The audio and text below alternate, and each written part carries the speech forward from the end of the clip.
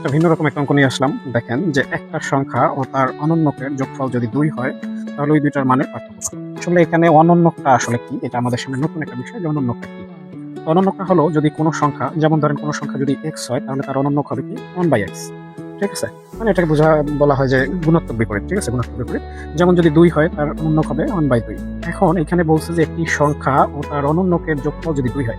আসলে দেখেন যে একটা সংখ্যা যদি আমি মনে করি 2 এবং তার অনন্যক কি হবে 1/2, তো যোগ করলে কি হবে, এখানে 5/2 হবে। দেখেন এখানে বলছে যোগফল 2 হতে হবে।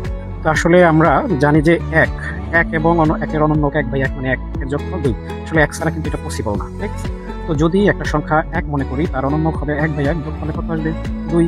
এখন এখানে আসলে বলছে যে এই দুইটা মানের পার্থক্য মানে হলো ওই সংখ্যা এবং তার অনন্যকের পার্থক্যটা কত। তাহলে দেখেন সংখ্যাটা হলো 1 এবং এর অনন্যক হলো 1/1 মানে 1 - 1 দ্যাট মিন্স 0। সো এটার অ্যান্সার হবে 0। ধন্যবাদ, সবাই ভালো থাকবেন। আর আমার পেজ থেকে দেখলে ফলো করবেন, লাইক কমেন্ট শেয়ার করবেন পরবর্তী ভিডিও পাওয়ার জন্য। আর ইউটিউব থেকে দেখলে সাবস্ক্রাইব করবেন।